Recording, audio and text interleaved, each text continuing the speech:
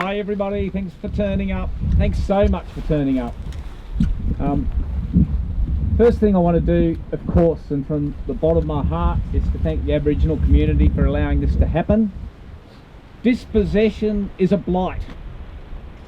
We're feeling a fraction of what the Aboriginal community has felt. So thanks.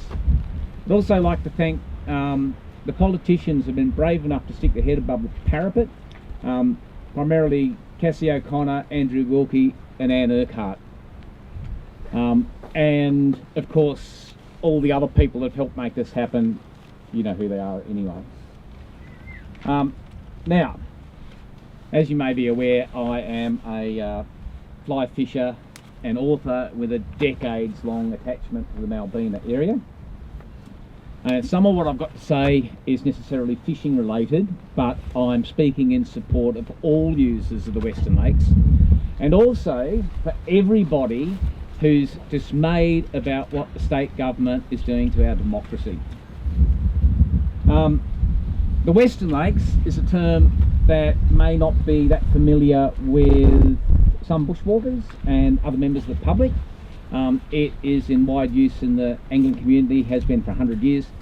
Basically it applies to everything west of the Great Lake to the tiers overlooking Lake St Clair and the Mersey Valley. It includes the Chudley Lakes, 19 lagoons and the entirety of the Walls Jerusalem National Park. The Western Lakes offers wilderness anglers the most easily accessible, self-reliant camping in the entire world. I don't know of any other place that is so easily accessed on foot by myriad routes. Nowhere else where the great majority of lakes can be located just a few minutes to a few hours walk from road terminuses, and nowhere else where the terrain is so flat and easy to traverse. Nowhere else where there is so little need for helicopter access.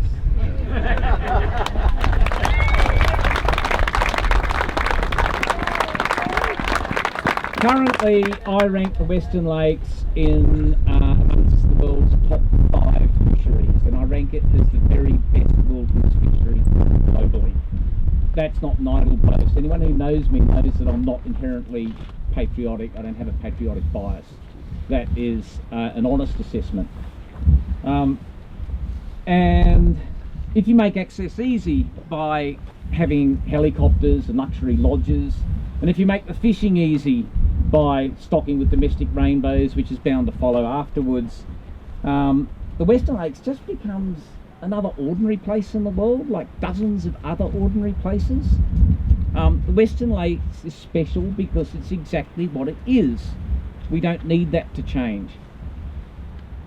I want to give a little overview of what's happened so far, to get us to this point, and some other speakers have mentioned it, but it is worthwhile recapping on this. So sometime in 2016, the proponent of Malbena development ingratiated himself with the state government and the Tourism Industry Council. And subsequently, the government gifted the proponent an entire 10-hectare island in a wilderness national park, in the Walls Jerusalem National Park. Your land, my land. And this, of course, is a place that, despite what the proponent has said, that many Tasmanians love dearly and have visited time and time again, some of us over decades. It's not the government's property to take away. The government was well aware that none of that would withstand public scrutiny, so it didn't actually tell us about it. There was no assessment about whether that gift was in the public interest, and there was no tendering process. Now, I can't say if that's legally corrupt, but absolutely everyone here knows that it's morally corrupt. Yeah. And also that subversion of due process has absolutely no place in a functioning democracy. Now, after the land was given, the proponent then applied for for development, and in the first instance, it had to go through the community endorsed management plan, the long-standing one, the one that we all contributed to. and it was rejected.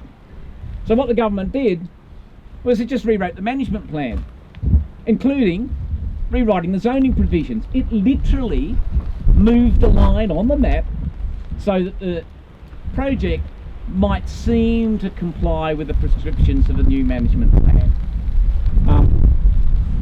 Now, the government knew that that wouldn't withstand public scrutiny either, so it tweaked the law so that the only assessment process that mattered, the Reserve Activity Assessment, the RAA, has no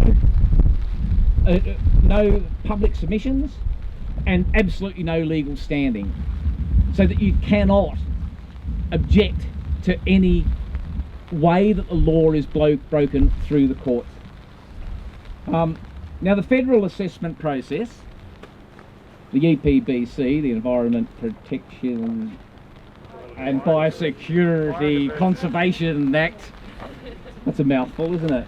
It just deferred to the RAA, so all the submissions you put into it were effectively dismissed even before they were opened. Now, the development application, that was administered by the Central Highlands Council.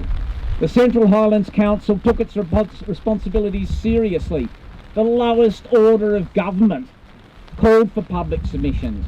1,343 opposed, detailed submissions, 3 in favour. And put this into perspective, it's unprecedented. Fed Square in Melbourne with the Apple development didn't get anywhere near that. Got less than 1,000. Malbena is big. Now the council, based on the information in the submissions, rejected the proposal. The government didn't like that, so what it did, it joined the developer in appealing the decision, arguing that the council shouldn't have looked at all those submissions because the assessment had already been done in the RAA, which of course didn't call for any submissions. Now the tribunal, the Resource Management and Planning Appeal Tribunal, more or less agreed. So as it stands, those 1,343 submissions that you made, legally, may as well not have been written. It's not an exaggeration to say that our democracy is under threat like never before. Now, as of next year, all development on public land, including all of the Western Lakes, all of our national parks, all of the World Heritage Area, will be assessed under the statewide planning scheme, and the only assessment process that's going to matter is the RAA. If the Malbena decision stands, the government can gift part or all of any national park, any reserve, to its mates with no legal avenue for appeal, just as it's done with Hall Island. And honestly, if that doesn't scare you to death, you really don't know what's at stake. So why are we here? Well, we won the moral argument ages ago. That's a no-brainer. And the legal argument, we've heard where it stands at the moment. Basically, with the federal court decision, we're in a strong position. And a government which cared about due process and the public good would now drop the project forthwith.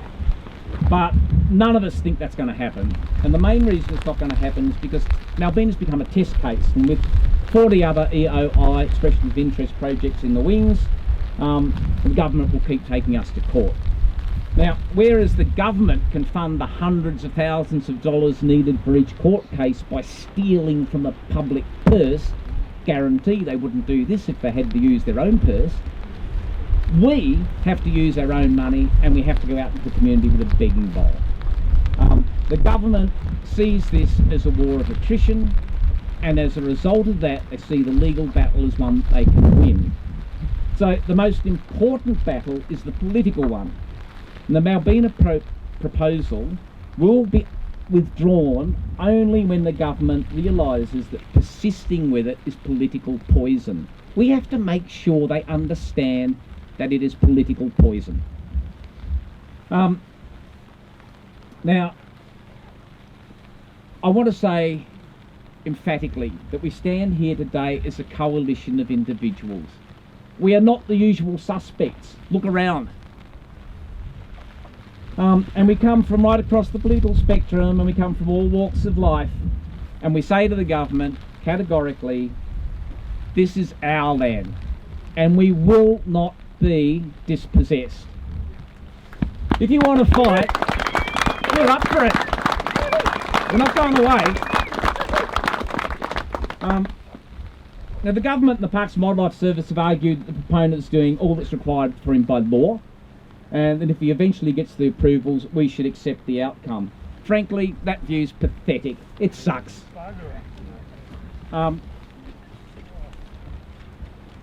Now, if the approvals processes were transparent, and if the public consultation was an important part of the process, and if the development didn't violate the rules and provisions of the management plan, the developer would have a better case. But actually, even if all those things were done, no entrepreneur has the right to pursue the development of public land without a social licence, and especially not in a World Heritage National Park. You know, the real big problem with the EOI process is that it rewards irresponsible developers over responsible ones. And none of us have to accept a process like that. We simply don't.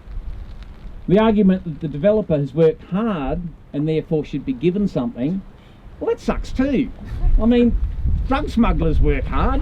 We don't have to accept that.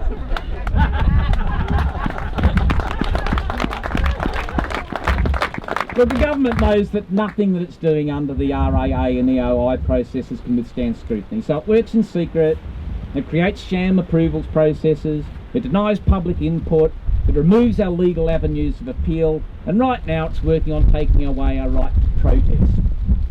These are the hallmarks of dictatorship. It's not merely okay for us to take direct action. As people who care about democracy, we're morally obligated to do it.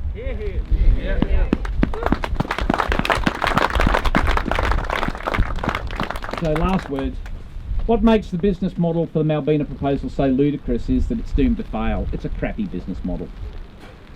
Luke Martin from the Tourism Industry Council has actually admitted in writing that it is tiny and insignificant. And from an economic viewpoint, he's spot on. But its impact on locals and on the World Heritage Area is dramatic and far from insignificant. Look, even if this project ran at capacity, it will displace far more people than it provides a service for. Totally unacceptable. Now, it's important to understand from a fishing point of view that the Western Lakes is not 1,000 separate fisheries. It's one discrete entity. And an attack on any part, on any one lake, is an attack on the whole. And an attack on the heart is likely to be mortal. When we walk from a road terminus, we all want to feel that we're heading deeper into wilderness. And that doesn't matter if we're walking 3 minutes or 3 hours. We don't want to be walking towards helipads and luxury lodges. Fly fishers and self-reliant bushwalkers understand this more than anyone, which is why opposition to privatising and taming the Western Lakes transcends political allegiances. So we're reclaiming Malbena, guys, and we're doing it for the people.